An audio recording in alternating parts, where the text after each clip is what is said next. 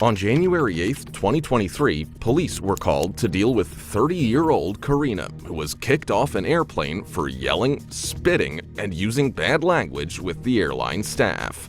Miss, you're not free to leave. Okay, no you're not. Come here. Are you okay? No, I'm not. I'm just checking on you. What's going on? I'm being harassed and I'm very uncomfortable. I'm not okay. I need the cops to come right now. Welcome. Okay, I'm a police officer. I'm here to check on you. Thank you. I need the cops to come right now. Okay, open the stall. Let me. I'm not comfortable to do that in a second. Okay, well I can talk to you through the stall. What's going on? I have no idea. I have no idea. Everyone in the place said they were fine with me. They were making an issue. I was like, it's gonna delay your flight. I'm not gonna delay your flight. Are you trying to go home or on vacation? No, I'm going to work. What do you mean? Okay, do you want to come out here and I can help you out? What airline? I don't feel sincere in your voice that you're gonna help me out. I'm here to help you. What airline are you flying with? Obviously, no airline. That was the last airline tonight. Y'all just money, bro, because I didn't want to make a scene for y'all. Okay, so my biggest concern. I was trying to be helpful, but honestly, it's ridiculous. The officer, with a friendly tone, asked Karina to step out of the stall, hoping to engage in a calm conversation. Despite the officer's friendly approach, Karina remained inside, expressing her frustration regarding the airline's actions in more detail. Okay, so my goal is to make sure you get where you're going and make sure that you're safe to get there. So why did they want you to get off the flight? There has to be a reason. They literally asked the whole crew. The whole crew did not say they could be off the flight. They didn't. I voluntarily left because I know how it's like letting your flight get I don't like. So why do you think they wanted to go off the flight? I have no idea. Honestly, somebody doesn't like me. They're doing a power thing, whatever. It has nothing to do with the whole flight. Okay. Can you open the door so we can go figure this out? No, I don't feel comfortable with that. Okay, so I'm here. I'm not gonna leave. I don't know. I don't trust you guys because the way that I got kicked off the plane was irrational. How did you feel? Yeah, I would feel upset. Yeah, and I want some answers too. But that's why the police are here. Yeah, to help you out. You're gonna arrest me for what? Who said I was gonna arrest you? Karina's apprehension about potential arrest, even without the officer explicitly stating it, shows her anxiety and awareness of the seriousness of her actions. Her mention of being arrested reveals her realization that she may have done something wrong. This situation serves as a learning point about how individuals often comprehend the consequences of their actions even before official statements are made. It highlights the role of personal responsibility in legal encounters. I got a lieutenant. Lieutenant where? Does it matter? He's a lieutenant in Rhode Island.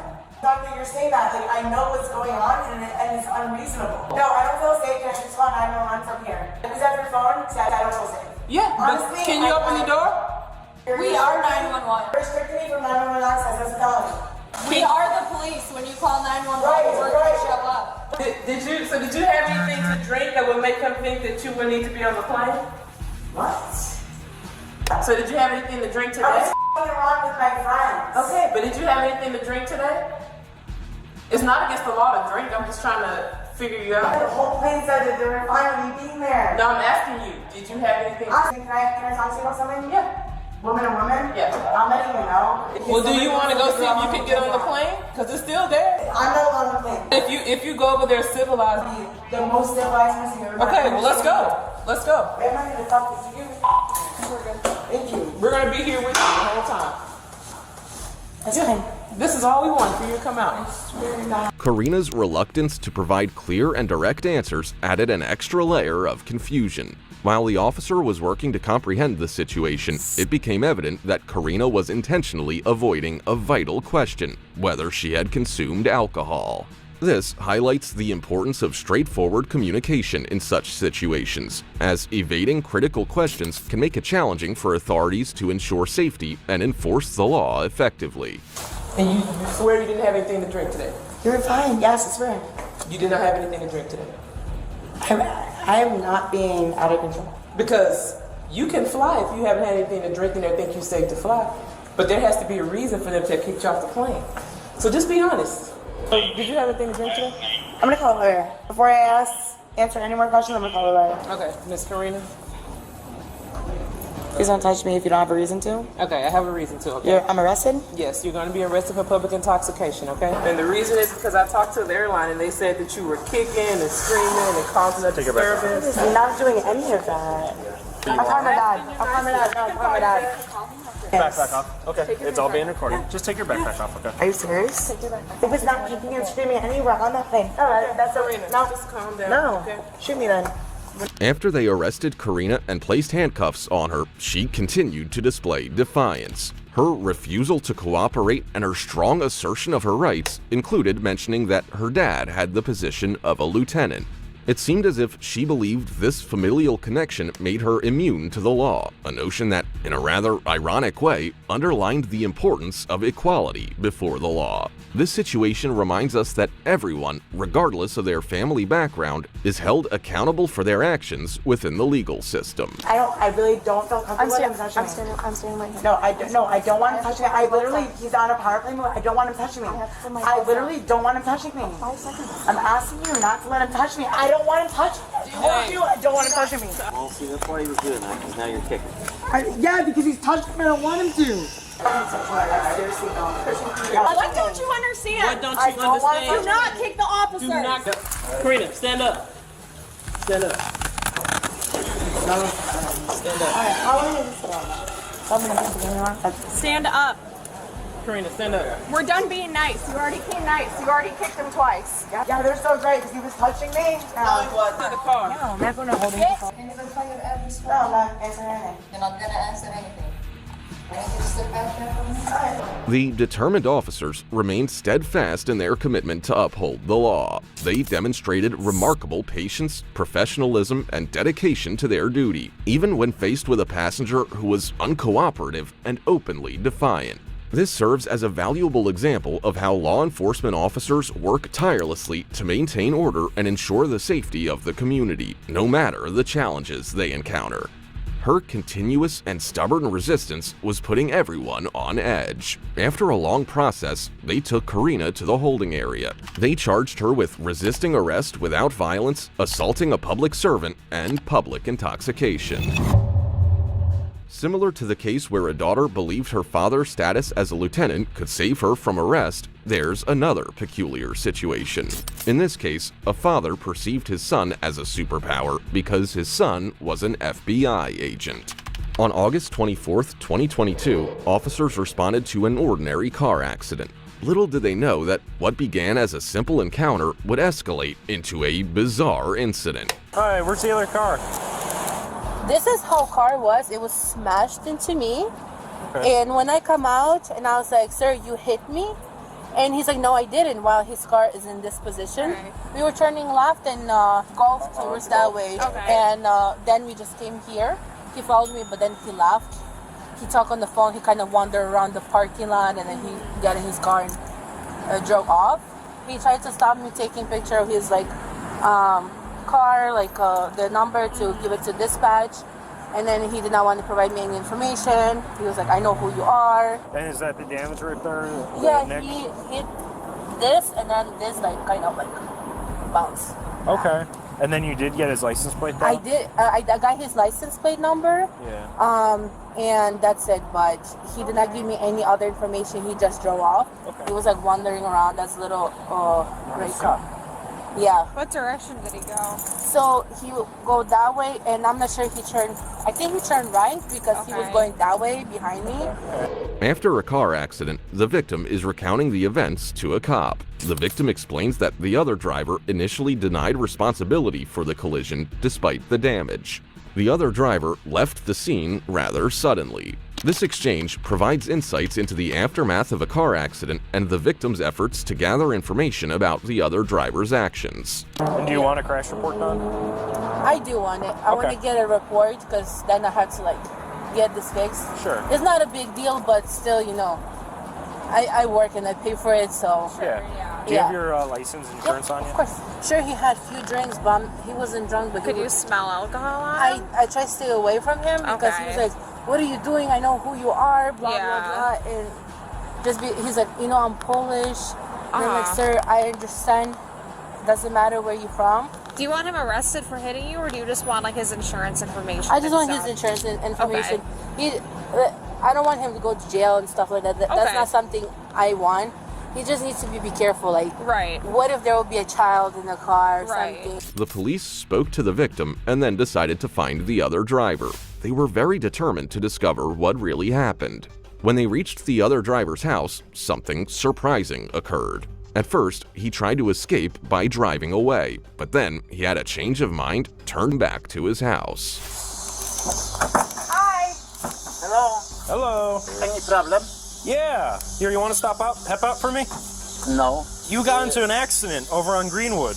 I know. You know? I say I am gonna pay for anything. Okay, well, according to Illinois law, you have Excuse to. me, what else? We're trying to explain that to you. Why don't you have just to- let him You talk? have to get. I was sometimes somewhere for Wendy. Okay. All right. Do you have an ID or anything on you? No. No. I Do you have don't- insurance? I don't have. I am from Poland. Do you have Poland? do you have a driver's license? No. You don't have a driver's No. license. Why are How you- much have you had to drink tonight? Excuse me. Drink. Alcohol?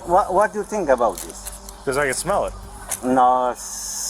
The driver appeared unsure and was not very willing to cooperate. He seemed quite confused, mumbling and hesitating, which made it more challenging for the officers to get the information they needed. Despite this, the diligent officers persisted in their efforts to uncover the facts of the situation. What's your first name? Joe Biden. Okay, no. What is your name? So you either have to identify yourself, Yeah. or we're gonna take you. We're not. You're gonna arrest me. Okay, go ahead. Go ahead. You're not gonna identify yourself. Be careful. Be careful, because sometimes I am my son working from FBI. Oh, Okay. okay, cool. So how about this? How about you give us your name, and then you can go inside. No, don't wanna give us your name? Don't try. Don't try. Don't try. You're playing games with us here. We're trying to get this taken care of, anyway, so we can get you I out of like here. that. Why are you doing like this? Because you got into an accident. She's not under the impression that that's what happened. Okay. Yeah. So And you gave her no My information. home is with you. Go ahead. what are we gonna do inside your house? Yeah. Yeah. So do you have any sort of ID on you? Anything?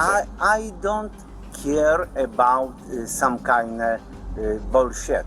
The officer tried to coax the driver into providing his name, but he remained uncooperative, responding with a string of incoherent statements.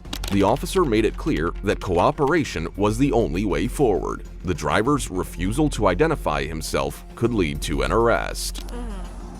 I want to be fair. Okay. I like it, police. My father was police. I appreciate that. My Sure. son So- working for FBI. Okay, so all we're trying to do now is we're just trying to identify what happened in the accident, so we can leave. What else? Yeah. You wanna? So I need your name. You wanna kill me? No, sir. we I just need want your name. I need your date of birth. Go ahead. No. Can Well, you my- just, my just home is speak, your home. Just speak your name out loud, and I will write it down. What is your first name? Are you speak Polish? I don't speak Polish. No, No. unfortunately, no. No.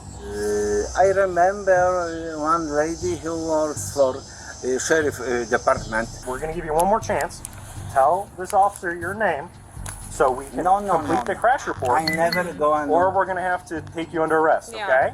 As tensions continued to rise, the situation started heading in a more troublesome direction. The driver's unwillingness to cooperate led to a chaotic arrest. During the struggle, the driver even fell, requiring the officers to put in extra effort to control the situation. No, I don't want to go with you.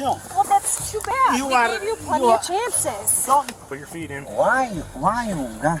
We're done talking about it. Excuse me. Why you guys doing like this? How many times do we have to talk? When I call to my son, We're done. Put your feet in. I am not chicken. Put your feet in. We're done here. Come on. Down. Move your feet in. Even with all the commotion, the officers stayed calm, knowing they had a job to do.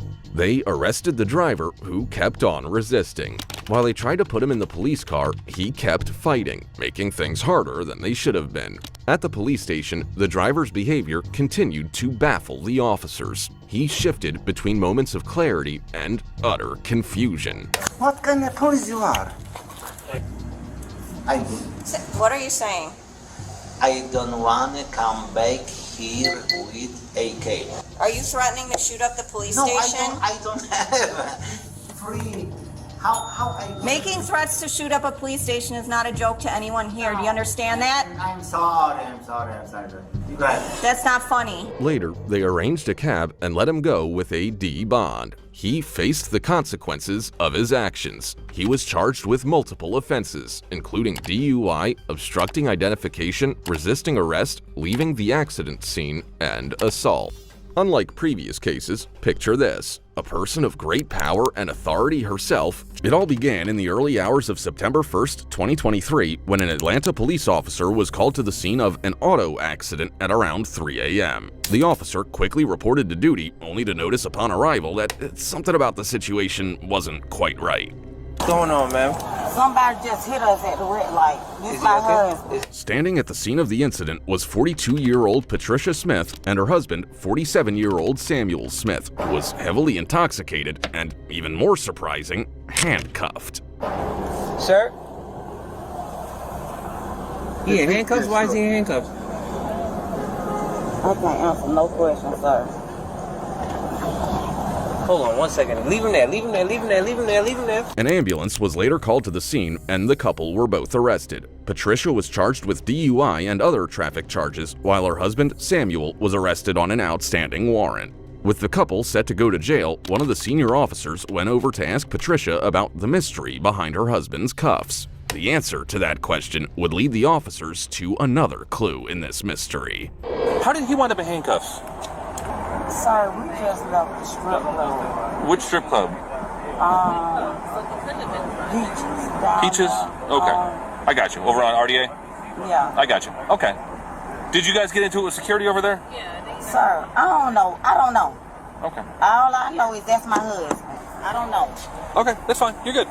Despite knowing she was heading to jail, Patricia refused to reveal the identity of the man that had put her husband in cuffs. However, she did give the officers a new lead, a nearby strip club named Peaches. And so, the officers left the scene of the accident and drove to the nearby club, where they met 49-year-old Terrence Jacks dressed in a complete DHS outfit. What do you work for? Homeland.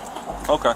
Jacks told the officers that he worked for the Department of Homeland Security, DHS, as a special agent, and to be fair to Jacks, he genuinely looked the part. The 49-year-old was dressed in a vest that had a police patch on it, had a special agent badge, a handgun, and a sedan equipped with blue lights, all of which supported his claim of being a special agent. But because Jacks told the officers he was a DHS special agent and looked both nervous and unsure of himself, the officers immediately knew something was off. But first, they needed to know what had happened earlier with the couple they found. Did y'all have some up here a little bit ago? Male and female get into it with anybody? Yeah.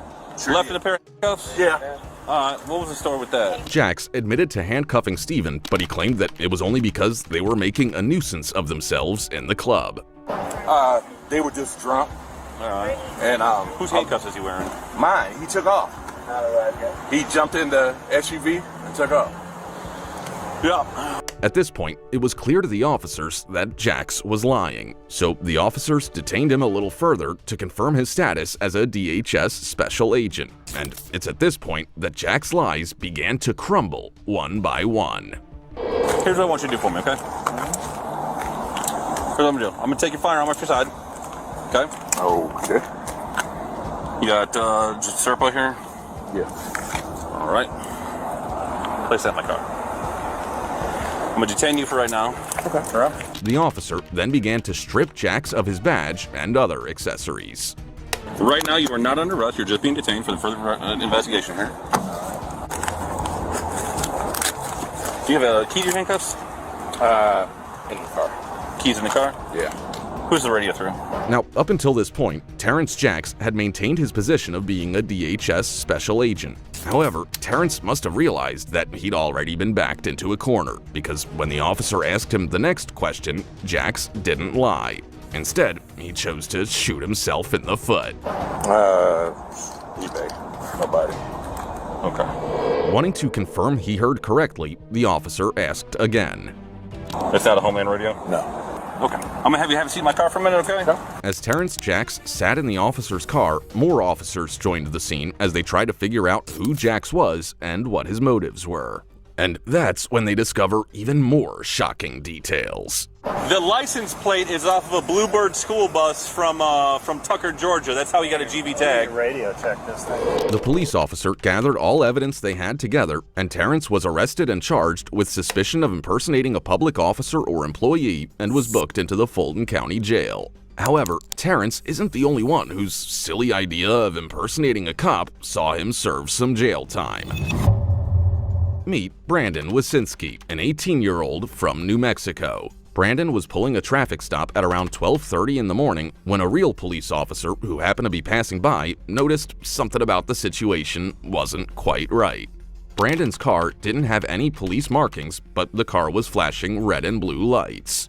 And to further add to his confusion, Brandon wasn't wearing any police uniform. Instead, he was spotting a face cap, blue jeans, and white sneakers. So the officer pulled up to have a look. But the closer he got, the more he realized he was up to something. Can I talk to him for a minute? Intrigued by how a young man was making a traffic stop in the middle of the night, the officer decided to quiz Brandon about who and what department of the police he worked for. What's going on? Who do you work for? Early Pension Office. Oh, okay. I know, I'm under-equipped. Normally, dude, if we're out here, man, if you're making a traffic stop, you're just gonna have to stop, dude. Alright? Brandon told the police officer that he was working for the Bernalillo County Sheriff's Department, even though he looked like he belonged in the football squad of some high school team. The officer immediately knew something was up, so he asked Brandon to show some means of identification to confirm his status. And this is where things start to get even more tricky. You say you work for Bernalillo Sheriff's? Yes, sir. Do you have an ID with you? And this is all I got on me. Like I said, I'm under-equipped. I was just heading over there to the courthouse. To the courthouse for what? To get my crap. I know, it makes no sense. I caught him going 120 down I-40. Why do you have lights on this vehicle? Personal? I know. Do you have an ID with you at all? No, I keep it on my uniform. Brandon said he worked at the sheriff's department, but had no other means of ID except for his badge, and was going to the courthouse to get it before he saw a driver going above the speed limit and decided to pull him over. And when the officer asked why he was flashing blue lights, he simply said it was for personal reasons. But because Brandon's story showed a few gaps, like how he was under-equipped, the officer knew something was up. And I'm not here to mess with you, man. It's just the thing is, yeah, he was speeding, dude. You could have called it in.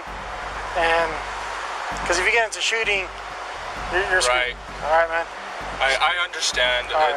This, for starters, I know this looks really bad. Right. This looks really bad. This screams whacker. One thing you gotta give to Brandon, though, is the confidence. He might be 18, but all through the interrogation, he acted like nothing was wrong and played it cool. However, it's that confidence that would eventually spell his doom. But for now, Brandon was bouncing on it. How long you been on? About 3 years. Okay. I've been on for like 13 years. Alright, so I'm not saying I'm perfect, and I'm not saying that I've never done anything to, against protocol, but you need to be a little bit more careful, alright? Yes, sir. So just do me a favor, hang tight for a second, okay? Yes, sir. And we're gonna, Yes, sir. so just do me a favor, hang tight for a second, okay? Yes, sir. And we're gonna, and that's it, alright? Once we're done here. Now, if you're thinking that Brandon's confidence might just steer him out of trouble, think again, because the police officer had reached out to his superior to come down and help. And as far as Brandon goes, his day was about to go from bad to worse. Hey, Brendan. In the meanwhile, man, until I get somebody out here, man, do me a favor. I'm not gonna handcuff you, but I'm gonna have you sit in the back of my car, all right? All right. Do you have anything on you, man? Any weapons or anything? Okay. Keys and wallet. That's fine. Just have a seat, all right? As Brandon sat in the back of the police car watching the officers discuss his situation, Brandon began to think hard about his situation. And that's when the 18-year-old realized a daunting truth. He had messed up, and there was no going back. What's that? Can I talk to you real quick? Yeah, give me 1 second. What's up, man? All right. I'm just gonna be straight up honest with you. I'm not a cop. Up until this point, Brandon had kept his cool and acted like he was in the right. But now, everything was falling to pieces, and the boy behind the costume finally revealed himself. Okay. Okay. I'm just gonna be. Where'd you get that badge from? I bought it offline. Okay. Do me a favor, stay in here, okay, for a second. This is a situation many of us have found ourselves in the past. The moment your lies finally catch up to you and you're left with nowhere else to run but the truth. And as Brandon contemplated his terrible decisions, the officer explained the situation to his superior. I was heading northbound on 4th Street, see this unit, 54 another car, and I'm like, okay, you know, it's this car that's right here. And the guy was wearing jeans, no gun belt, no nothing, a t-shirt. And I'm like, and just wearing like an Air Force hat. So I'm like, that's strange. So I flip around, and his plates come back to civilian, doesn't come back to, you know, a skip or anything. So I stopped, I talked to him for a minute. It's here that the cop also reveals to us that Brandon had also lied about his age. He first told me he was born in 94. When I checked the plates, he was born in 2001. We also find out that the officer did a background check on Brandon and discovered something that might explain why Brandon decided to start playing police. I double checked with MVD, his OLN comes back to 2001. I had him sitting back in my car because it's kind of weird to me. And right now when I was getting out, he's like, hey, let me talk to you again. I was like, no, I'm not a cop, I just bought this badge online. So he's not an ECSO employee at all? No. After reaching a conclusion with the sergeant, Brandon was finally arrested. Hey, Brandon, step out of the for a second, man. At this point right now, you are being under arrest. Do you understand? Okay.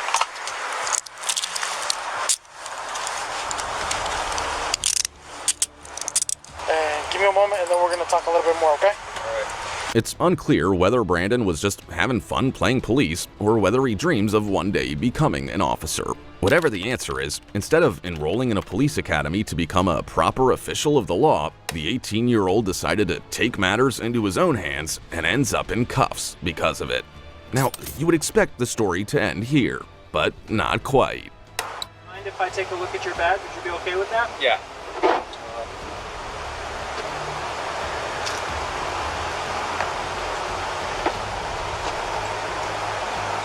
You got this online? At this point, Brandon had been caught and arrested, and logically, he should be done with the lies. But instead of telling the officer that he got the badge online, just as he'd previously told the first officer, the 18-year-old decided to lie again. You got this online? It was at one point my father's. Brandon even sheds some tears and begs the officers to let him speak to his wife, which might have probably been a lie too. Hold on.